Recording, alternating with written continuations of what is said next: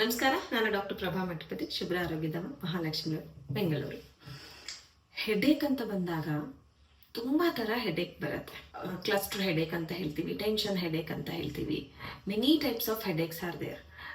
Menses ಅಲ್ಲಿ ಬಂದಾಗ ನಾವು ಹಾರ್ಮೋನಲ್ ಹೆಡೇಕ್ ಅಂತ ಹೇಳ್ತೀವಿ. ಸ್ಟ್ರೆಸ್ ಇಂದ ಬಂದಾಗ ಟೆನ್ಷನ್ ಹೆಡೇಕ್ ಅಂತ ಹೇಳ್ತೀವಿ, ಅಥವಾ ಒನ್ ಸೈಡೆಡ್ ಹೆಡೇಕ್ ಇದ್ದಾಗ ಮೈಗ್ರೇನ್ ಅಂತ ಹೇಳ್ತೀವಿ. ಸೊ ಇದು ಬಿಟ್ಟು ಕೂಡ ತುಂಬಾ ಟೈಪ್ಸ್ ಆಫ್ ಹೆಡೇಕ್ಸ್ ಇದೆ ನಮಗೆ.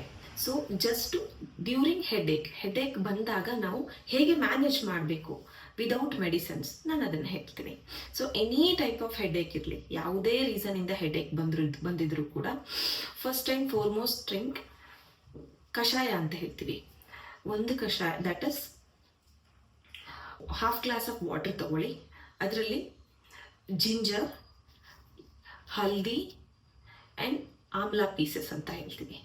ಇದು ಮೂರನ್ನು ಕೂಡ ಒಂದು ಗ್ಲಾಸ್ ಇರೋದು ಅರ್ಧ ಗ್ಲಾಸ್ ಕಷಾಯ, ಅಥವಾ ಅರ್ಧ ಗ್ಲಾಸ್ ಇರೋದು ಅರ್ಧ ಕಪ್ ಕಷಾಯ ಆಗೋವರೆಗೂ ಅದನ್ನ ಚೆನ್ನಾಗಿ ಬಾಯ್ಲ್ ಮಾಡಬೇಕು. ಅದು ಲಿಕ್ವಿಡ್ ತುಂಬಾ ರೆಡ್ಯೂಸ್ ಆಗಬೇಕು, ಅರ್ಧಕ್ಕಿಂತ ಕಮ್ಮಿ ರೆಡ್ಯೂಸ್ ಆಗೋವರೆಗೂ ಅದನ್ನ ಬಾಯ್ಲ್ ಮಾಡಿ. ಅದಾದ್ಮೇಲೆ ಅದನ್ನ ಸ್ಟ್ರೈನ್ ಮಾಡಿ. ಸ್ಟ್ರೈನ್ ಮಾಡಿದಾಗ if you want you can have little bit of honey, or else you can drink this kashaya during your headache. You will get a relief ಅಂತ ಹೇಳ್ತೀವಿ.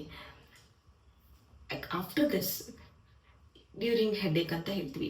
ಇದಾದ ಮೇಲೆ ಇದ್ರ ಜೊತೆಗೆ ನಾವು ಯೋಗಿಕ್ ಮ್ಯಾನೇಜ್ಮೆಂಟ್ ಅಲ್ಲಿ ಹೆಡೇಕ್ ಬಂದಾಗ ಏನ್ ಮಾಡಬಹುದು? ಯೋಗಿಕ್ ಮ್ಯಾನೇಜ್ಮೆಂಟ್ ಅಂತ ಬಂದಾಗ ಒಂದು ಯೂಶಲಿ ಆಸನಗಳು ಬರುತ್ತೆ, ಪ್ರಾಣಾಯಾಮಗಳು ಬರುತ್ತೆ, ಮುದ್ರಾಗಳು ಬರುತ್ತೆ. ಆಸನ ಅಂತ ಬಂದಾಗ 4 ಪೋಸ್ಚರ್ ಅಲ್ಲಿ ಒಂದೊಂದು ಆಸನಗಳು. ನಿಂತಲ್ಲಿ ಅಂದ್ರೆ ಸ್ಟ್ಯಾಂಡಿಂಗ್ ಪೊಸಿಷನ್ ಅಲ್ಲಿ ಪಾದಹಸ್ತಾಸನ ಅಂತ ಹೇಳ್ತೀವಿ. ಬೆಂಡಿಂಗ್ ಎಕ್ಸಸೈಸಸ್ ಬಂದಾಗ ನರ್ವಸ್ ಸಿಸ್ಟಮ್ಗೆ ನಮಗೆ ರಿಲೀಫ್ ಸಿಗುತ್ತೆ. So this will relieve your headache ಅಂತ ಹೇಳ್ತೀವಿ, ಪಾದಹಸ್ತಾಸನ. ಕೂತ್ಕೊಂಡಲ್ಲಿ ಸಿಟ್ಟಿಂಗ್ ಪೋಸ್ಚರ್ ಅಲ್ಲಿ ಅಂತ ಬಂದಾಗ ಬಾಲಾಸನ ಅಂತ ಹೇಳ್ತೀವಿ.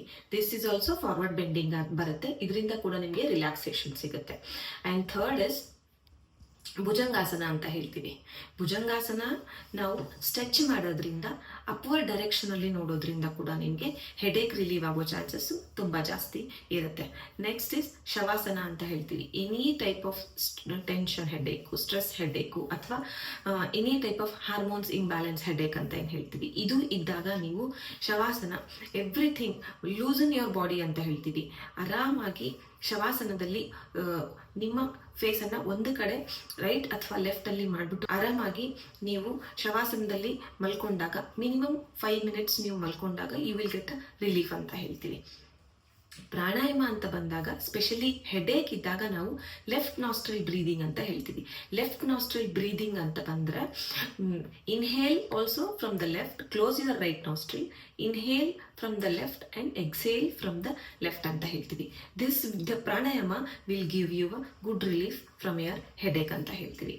ಮುದ್ರಾಸ್ ಅಂತ ಬಂದಾಗ ಬ್ರಹ್ಮ ಮುದ್ರಾ ಅಂತ ಹೇಳ್ತೀವಿ, ಪ್ರಾಣ ಮುದ್ರಾ ಅಂತ ಹೇಳ್ತೀವಿ, ಮಹಾಶಿರಷ ಮುದ್ರಾ ಅಂತ ಹೇಳ್ತೀವಿ, ಆ್ಯಂಡ್ ಜ್ಞಾನ ಮುದ್ರಾ ಅಂತ ಹೇಳ್ತೀವಿ. ಈ 4 ಮುದ್ರಗಳು ನೀವು ಹೆಡೇಕ್ ಇದ್ದಾಗ ಇದನ್ನ ಒಂದಾದ್ಮೇಲೆ ಒಂದು 5 ರಿಂದ 10 ನಿಮಿಷ ನೀವು ಮಾಡ್ತಾ ಹೋದಂಗೆ, ಅಥವಾ 2 to 3 ಮಿನಿಟ್ಸ್ ಮಾಡ್ತಾ ಹೋದಂಗೆ, ಕೆಲವೊಬ್ಬರಿಗೆ ಸೌಂಡ್ ಇಂದ ಅಲರ್ಜಿ ಇರುತ್ತೆ. ಸೌಂಡ್ ಜಾಸ್ತಿ ಆದಾಗ ಅಥವಾ ಸೌಂಡ್ ಮಾಡಿದಾಗ ಓಂ ಚಾಂಟಿಂಗ್ ಮಾಡಿ ಅಂತ ಹೇಳ್ತೀವಿ.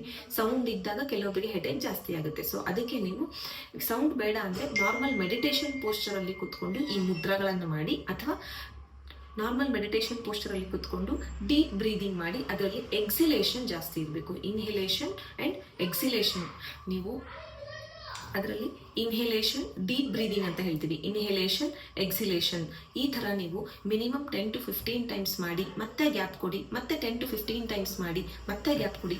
ಈ ಥರ ನೀವು ಮಾಡ್ತಾ ಬಂದಂಗೆ ನಿಮಗೆ headache little bit of time duration ಅಲ್ಲಿ ನಿಮಗೆ ಕಡಿಮೆ ಆಗ್ತಾ ಹೋಗುತ್ತೆ.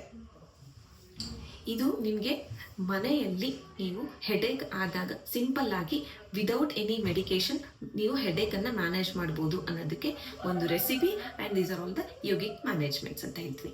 ಇವತ್ತಿಗೆ ಎಷ್ಟು, ಮುಂದಿನ ಎಪಿಸೋಡ್ ಅಲ್ಲಿ ಮತ್ತೆ ಬೇರೆ ಟಾಪಿಕ್ ಜೊತೆ ಇರ್ತೀನಿ. ಅಲ್ಲಿವರೆಗೂ ಎಲ್ರಿಗೂ ನಮಸ್ಕಾರ.